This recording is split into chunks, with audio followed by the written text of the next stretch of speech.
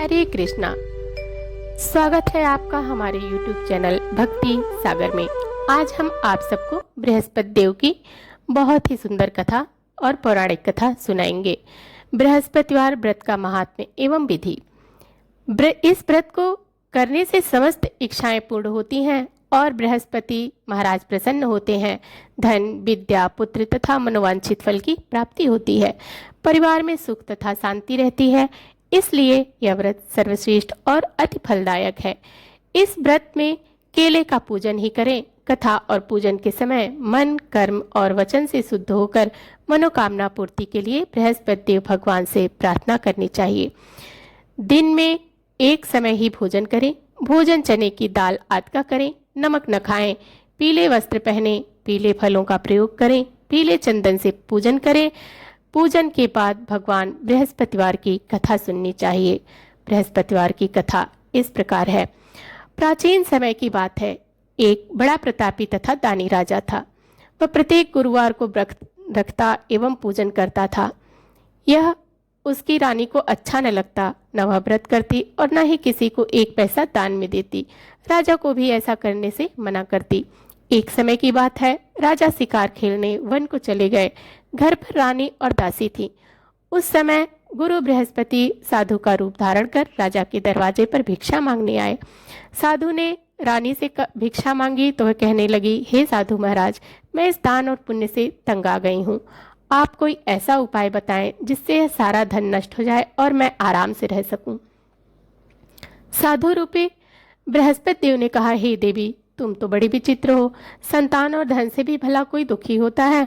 अगर तुम्हारे पास अधिक धन है तो इसे शुभ कार्यों में लगाओ जिससे तुम्हारे दोनों लोग सुधरें। परंतु साधु की इन बातों से रानी खुश नहीं हुई। उसने कहा, मुझे ऐसे धन की आवश्यकता नहीं जिसे मैं दान दूं तथा जिसको संभालने में ही मेरा सारा समय नष्ट हो जाए। साधु ने कहा, यदि तुम्हारी ऐसी ही इच्छा है तो मैं जैसा कहता हूँ वैसा ही तुम करना। बृहस्पतिवार के दिन तुम घर गोबर से लीपना, अपने केसों को पीली मिट्टी से धोना, केसों को धोते समय स्नान करना, राजा से हजामत बनाने को कहना, भोजन में मांस मदिरा खाना, कपड़ा धोबी के यहाँ धुलने डालना। इस प्रकार 7 बृहस्पतिवार करने से तुम्हारा समस्त धन नष्ट हो जाएगा। इतना कहकर साधु बने बृहस्पति देव अंतर ध्यान हो गए। साधु ने कहे अनुसार करते हुए रानी को केवल 3 बृहस्पतिवार ही बीते थे कि उसकी समस्त धन संपत्ति नष्ट हो गई। भोजन के लिए परिवार तरसने लगा। एक दिन राजा रानी से बोला, रहे रानी, तुम यहीं रहो, मैं दूसरे देश को जाता हूँ, क्योंकि यहाँ पर मुझे सभी जानते हैं, इसलिए मैं कोई छोटा कार्य नहीं कर सकता। ऐसा कहकर राजा परदेश चला गया। वहाँ वह जंगल से लकड़ी काट कर लाता और शहर में बेचता। इस तरह वह अपना जीवन व्यतीत करने लगा। इधर राजा के बिना रानी और दासी दुखी रहने लगी। एक समय जब रानी और दासियों को 7 दिन बिना भोजन के रहना पड़ा तो रानी ने अपनी दासी से कहा, हे दासी, पास ही नगर में मेरी बहन रहती है, वो बड़ी धनवान है, तू उसके पास जा और कुछ ले आ ताकि थोड़ा बहुत गुजर बसर हो जाए। दासी रानी की बहन के पास गई। उस दिन बृहस्पतिवार था। रानी की बहन उस समय बृहस्पतिवार की कथा सुन रही थी। दासी ने रानी की बहन को अपनी रानी का संदेश दिया, लेकिन रानी की बहन ने कोई उत्तर नहीं दिया। जब दासी की रानी की बहन से कोई उत्तर नहीं मिला तो वह बहुत दुखी हुई। उसे क्रोध भी आया। दासी ने वापस आकर रानी को सारी बात बता दी। सुनकर रानी ने अपने भाग्य को कोसा। उधर रानी की बहन ने सोचा कि मेरी बहन की दासी आई थी, परंतु मैं उससे नहीं बोली। इससे वह बहुत दुखी हुई। कथा सुनकर और पूजन समाप्त कर वह अपनी बहन के घर गई और कहने लगी, हे बहन, मैं बृहस्पतिवार का व्रत कर रही थी। तुम्हारी दासी गई, परंतु जब तक कथा होती है तब तक हम न उठते हैं और न बोलते हैं, इसलिए मैं नहीं बोली। कहो दासी, क्यों गई थी? रानी बोली, बहन, हमारे घर अनाज नहीं था। ऐसा कहते कहते रानी की आंखें भर आई। उसने दासियों समेत भूखा रहने की बात भी अपनी बहन को बता दी। रानी की बहन बोली, बहन देखो, बृहस्पति देव भगवान सबकी मनोकामना पूर्ण करते हैं। देखो, शायद तुम्हारे घर में अनाज रखा हो। यह सुनकर दासी घर के अंदर गई तो वहां उसे एक घड़ा अनाज भरा मिला। उसे बड़ी हैरानी हुई क्योंकि उसे एक एक बर्तन देख लिया था।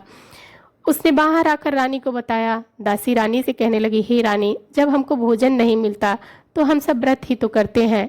इसलिए क्यों न इनसे व्रत और कथा की विधि पूछ ली जाए, हम भी व्रत किया करेंगे। दासी के कहने पर रानी ने अपनी बहन से बृहस्पतिवार व्रत के बारे में पूछा।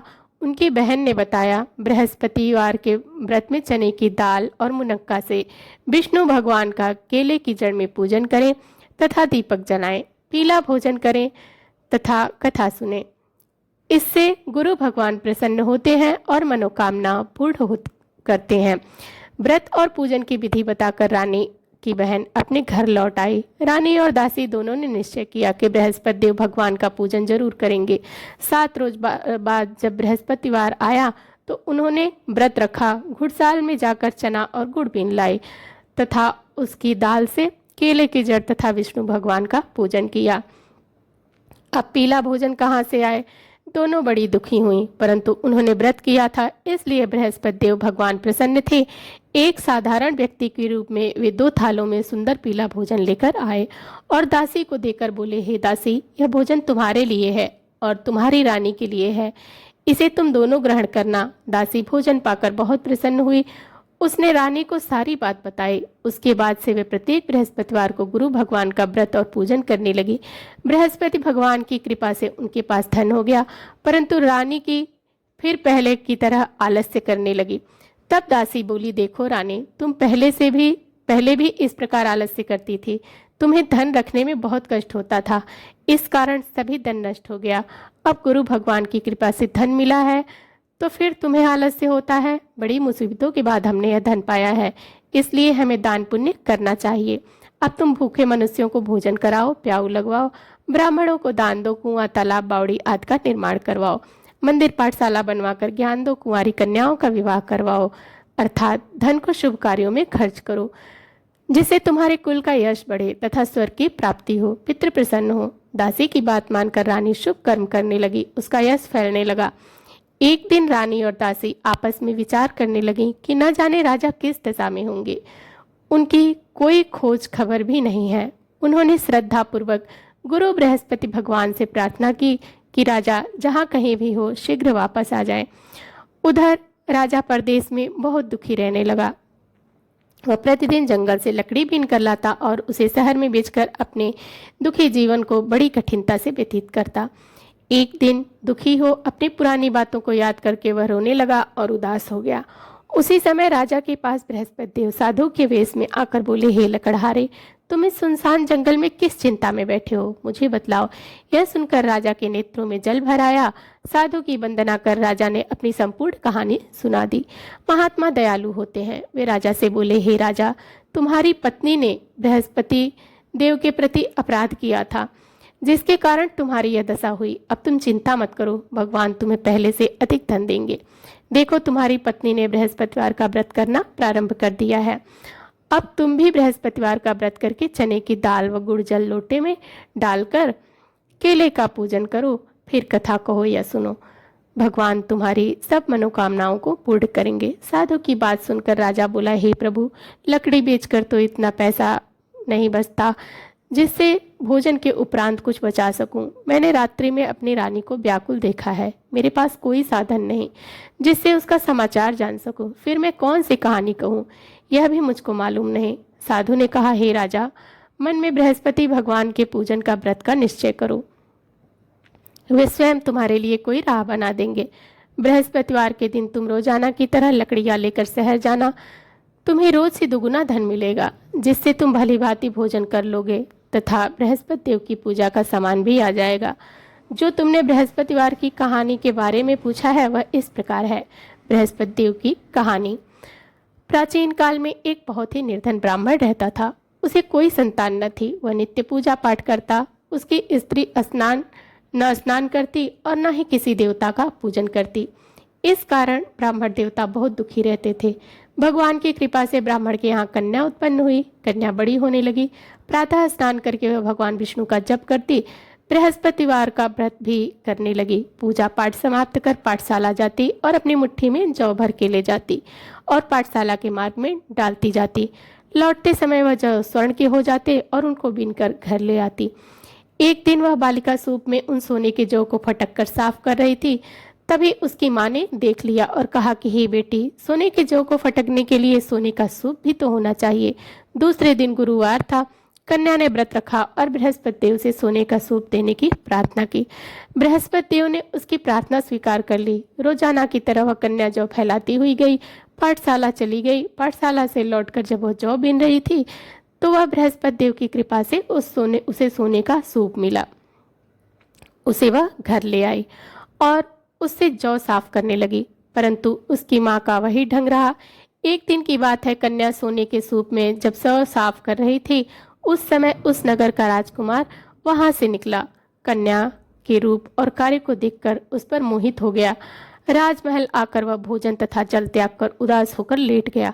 राजा को जब राजकुमार द्वारा अन्न जल त्यागने का समाचार ज्ञात हुआ तो वह अपने मंत्रियों के साथ अपने पुत्र के पास गया और कारण पूछा। राजकुमार ने राजा को उस लड़की के घर का पता भी बता दिया। मंत्री उस लड़की के घर गया। मंत्री ने ब्राह्मण के समक्ष राजा की ओर निवेदन किया। कुछ ही दिन बाद ब्राह्मण की कन्या का विवाह राजकुमार के साथ संपन्न हो गया। कन्या के घर जाते ही ब्राह्मण के घर में पहले की भांति गरीबी का निवास हो गया। एक दिन दुखी होकर ब्राह्मण अपनी पुत्री से मिलने गए। बेटी ने पिता की अवस्था को देखा और अपनी माँ का हाल पूछा। ब्राह्मण ने सभी का हाल कह सुनाया।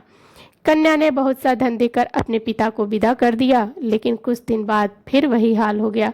ब्राह्मण फिर अपनी कन्या के यहाँ गया और सभी हाल कहा तो पुत्री बोली, हे पिताजी, आप माताजी को यहाँ लिवा लाओ, मैं उन्हें वह विधि बता दूंगी जिससे गरीबी दूर हो जाए। ब्राह्मण देवता अपनी स्त्री को साथ लेकर अपनी पुत्री के पास राजमहल पहुंचे तो पुत्री अपनी माँ को समझाने लगी, हे माँ, तुम प्रातःकाल स्नान आदि करके विष्णु भगवान का पूजन करो तो सब दरिद्रता दूर हो जाएगी। परंतु उसकी माँ ने उसकी एक भी बात न मानी। वह प्रातःकाल उठकर अपनी पुत्री से का बच्चा जूठन खा लेती थी। एक दिन उसकी पुत्री को बहुत गुस्सा आया। उसने अपनी माँ को एक कोठरी में बंद कर दिया। प्रातः उसने स्नान आदि करा के पूजा पाठ करवाया तो उसकी माँ की बुद्धि ठीक हो गई। इसके बाद वह नियम से पूजा पाठ करने लगी और प्रत्येक बृहस्पतिवार को व्रत करने लगी।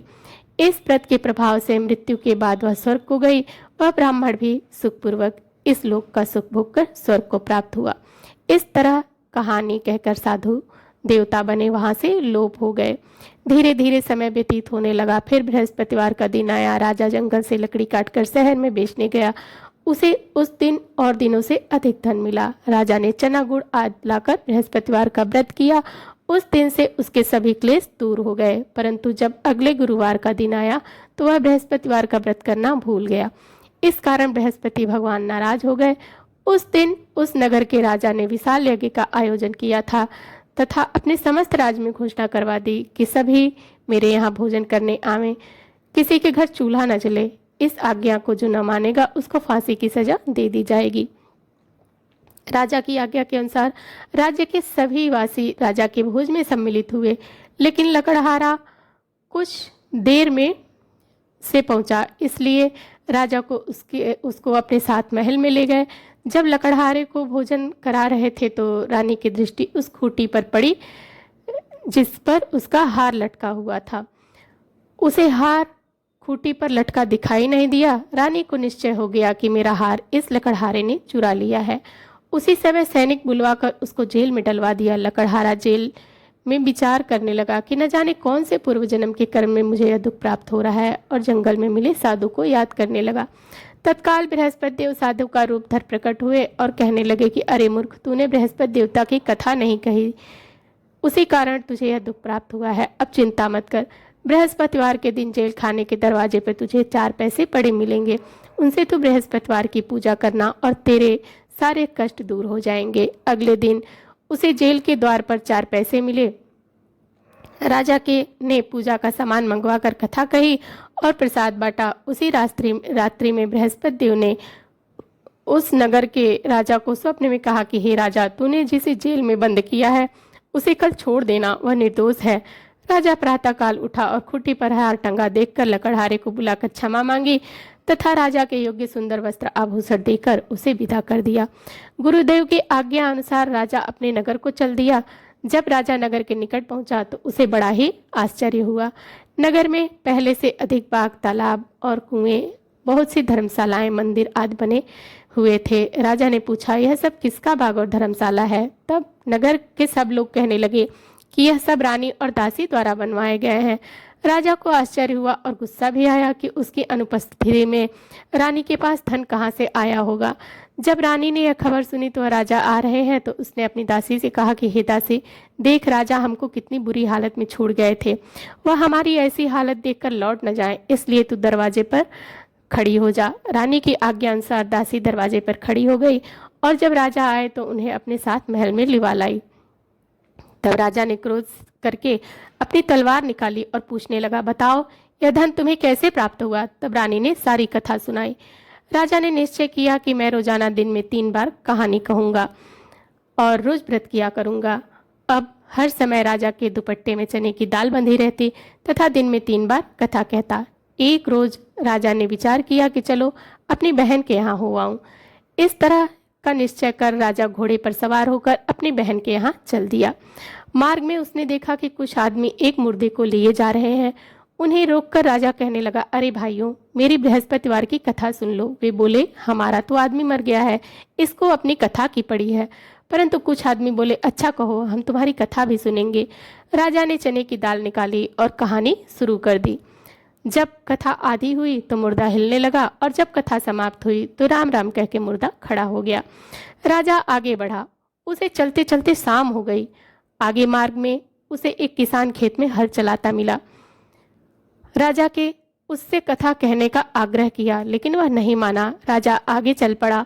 राजा के हटते ही बैल पछाड़ खाकर गिर पड़ गए तथा किसान के पेट में बहुत तेज से दर्द हुआ। उसी किसान की माँ रोटी लेकर आई। उसने जब देखा तो अपने पुत्र से सब हाल पूछा। बेटे ने सभी हाल बता दिया। बुढ़िया दौड़ी दौड़ी उस घुड़सवार के पास पहुंची और उससे बोली, मैं तेरी कथा सुनूंगी, तू अपनी कथा मेरे खेत पर चलकर ही कहना। राजा ने लौटकर बुढ़िया के खेत पर जाकर कथा कही, जिसके सुनते ही बैल खड़े हो गए तथा किसान के पेट का दर्द भी बंद हो गया। राजा अपनी बहन के घर पहुंच गया। बहन ने भाई की खूब मेहमानी की। दूसरे रोज प्रातःकाल राजा जागा तो वह देखने लगा कि सब लोग भोजन कर रहे हैं। राजा ने अपनी बहन से जब पूछा, ऐसा कोई मनुष्य है जिसने भोजन नहीं किया हो, जो मेरी बृहस्पतिवार की कथा सुन ले? बहन बोली, हे भैया, यह देश ऐसा ही है, यहाँ लोग पहले भोजन करते हैं, बाद में कोई अन्य काम करते हैं। फिर वह एक कुम्हार के घर गई जिसका लड़का बीमार था। उसे मालूम हुआ कि उसके यहाँ 3 दिन से किसी ने भोजन नहीं किया है। रानी ने अपने भाई की कथा सुनने के लिए कुम्हार से कहा। वह तैयार हो गया। राजा ने जाकर बृहस्पतिवार की कथा को कही, जिसको सुनकर उसका लड़का ठीक हो गया। अब तो राजा की प्रशंसा होने लगी। एक दिन राजा ने अपनी बहन से कहा, हे बहन, मैं अपने घर जाऊंगा, तुम भी तैयार हो जाओ। राजा की बहन ने अपनी सास से अपने भाई के साथ जाने की आज्ञा मांगी। सास बोली, हाँ चली जा, मगर अपने लड़कों को मत ले जाना, क्योंकि तेरे भाई को कोई संतान नहीं है। बहन ने अपने भाई से कहा, हे भैया, मैं तो चलूंगी, मगर मेरा कोई बालक नहीं जाएगा। अपनी बहन को भी छोड़कर दुखी मन से राजा अपने नगर को लौट आया। राजा ने अपनी रानी से सारी कथा बताई और बिना भोजन किए वह शैया पर लेट गया। रानी बोली, हे प्रभु, बृहस्पति देव ने हमें सब कुछ दिया है, वे हमें संतान भी अवश्य ही देंगे। उसी रात बृहस्पति देव ने राजा को स्वप्न में कहा कि हे राजा, उठ, सभी सोच त्याग दे, तेरी रानी गर्भवती है। राजा को यह जानकर बड़ी खुशी हुई। 9वें महीने रानी के गर्भ से एक सुंदर पुत्र पैदा हुआ। तब राजा बोला, हे रानी, स्त्री बिना भोजन के रह सकती है, परंतु बिना कहे नहीं रह सकती। जब मेरी बहन आए तो तुम उससे कुछ मत कहना। रानी ने हाँ कर दी। जब राजा की बहन ने यह शुभ समाचार सुना तो वह बहुत दुखी हुई। तब बधाई लेकर अपने भाई के घर आई। रानी ने तब उसे आने की उलाहना दिया। जब भाई अपने साथ ला रहे थे तब टाल गई, उनके साथ न आई और राजा अपने आप ही भागी भागी बिना बुलाए आ गई। तो राजा की बहन बोली, भाई, मैं इस प्रकार न कहती तो तुम्हारे घर औलाद कैसे होती? राजा की बहन बोली, भाई, मैं किसी इस प्रकार न कहती तो तुम्हारे घर औलाद कैसे होती? बृहस्पति देव सभी की मनोकामनाएं पूर्ण करते हैं।